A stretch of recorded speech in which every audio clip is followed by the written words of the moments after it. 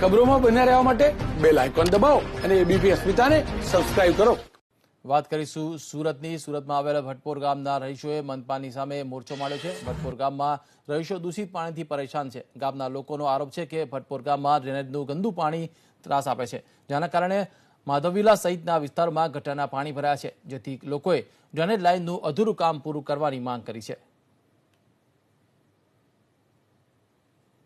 સુરત મહાનગરપાલિકામાં હાલમાં જ સમાવેશ થયેલ ભાટપુર ગામના રહીશોનો મોરચો સુરત મહાનગરપાલિકા ખાતે પહોંચ્યો છે। આ પ્રમાણે દ્રશ્યમાં જોઈ શકો છો, મહિલાઓ અત્યારે હાલ મોટી સંખ્યામાં ઉપસ્થિત થઈ છે અને ભાટપુર ગામની અંદર જે સમસ્યાઓ છે એ સમસ્યાનું નિવારણ કરવા માટે, રજૂઆત કરવા માટે તેઓ આવી પહોંચ્યા છે। જે પ્રમાણે ગટર લાઇન છે, સ્ટ્રીટ લાઇટ છે, રોડ રસ્તા છે, તમામ વસ્તુ અત્યારે હાલ જે દુર્દશા છે ગામમાં છે, ત્યારે તેને લઈને રજૂઆત કરવા પહોંચ્યા છે। આપણે ગામના વાસી સાથે જ વાતચીત કરી। શું મુખ્ય માંગણીઓ છે તમારી? આ ગટરનો પ્રોબ્લેમ ભાઈ, અમે 9 મહિનાથી હેરાન થઈએ છીએ। 9 મહિનાથી નથી અમારાથી ઘરમાંથી બહાર નીકળાતું। અમારા અમારા હસબન્ડ લોકો અમારા સવારથી બહાર ચાલ્યા, સવારથી સાંજ સુધી બધા જેન્ટ્સો બહાર ચાલ્યા છે અમારા ઘરમાં। અમારે કંઈ નાની વસ્તુ બી ઘરમાંથી લેવા જવી હોય તો ચાલતા તો જવાય ને, આ ગટરના પાણીમાં બહુ પ્રોબ્લેમ છે। અમને 9 મહિનાથી હેરાન છે। અમારે ત્યાં શાકવાળા નહીં આવે, કચરાવાળો નહીં આવે, પાણી ગંદુ આવે, બધી રીતે અમે 9 મહિનાથી હેરાન છે ભાઈ।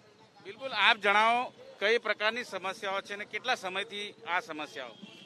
હવે સમસ્યા તો જેટલી કઈ એટલી ઓછી છે, કારણ કે આજે ભારતીય જનતા પાર્ટીનો ઉદય કાંઠા વિસ્તારથી થાય છે। અમે લોકો નેતા લોકોને વોટો આપીને જીતાડીએ છીએ। શું કામ જીતાડીએ? કે અમારી સમસ્યાઓ દૂર કરે, પણ કોઈ નેતા લોકો પડખે આવતા નથી। વોટ લઈ જાય છે, જીતી જાય છે, પછી દેખાતા નથી। આજે 9 મહિનાથી અમારી બહેનો ને અમારા બાળકો આ ગટર લાઈન, જે ડ્રેનેજ લાઈન ઉભાઈ રહી છે, એ ગંદકીની અંદર જીવી રહ્યા છે। પીવાનું પાણી ગંદુ આવી રહ્યું છે। બહેનો અમારી વાસણમાં છે કે નાના દીકરા દીકરીને નવડાવે તો બી પાણી અમારે ડોલે બહાર કાઢવું પડે છે। અને અમે તંત્રને રજૂઆત કરી છે, નેતાઓને રજૂઆત કરી છે, હવે કોઈ જ પડખે અમારી આવતું નથી। છેવટે અમે આજે સુરત મહાનગરપાલિકાના કમિશનર સાહેબને એક ભવ્ય આવેદન આપવા માટે આવ્યા છે કે આ કયા નેતાઓને તમે રજૂઆત કરી છે? નેતા કેમ નથી સાંભળતા?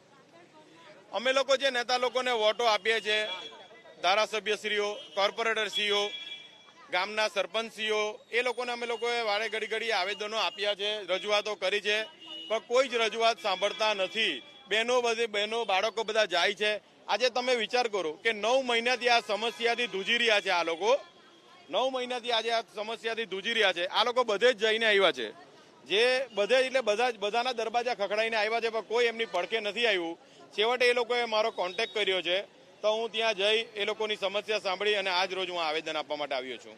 બિલકુલ જોઈ શકાય છે લોકોની સમસ્યાઓ છે અને સમસ્યાનું નિવારણ નથી, ત્યારે પાલિકાની ચૂંટણી સામે આવી રહી છે, ત્યારે આ પ્રમાણે તમામ મુદ્દાઓને લઈને લોકોએ રજૂઆત કરવાની શરૂઆત કરી દીધી છે। કેમેરામેન રાકેશ પાનવાલા સાથે ધનરાજ બાગલે, એબીપી અસ્મિતા, સુરત।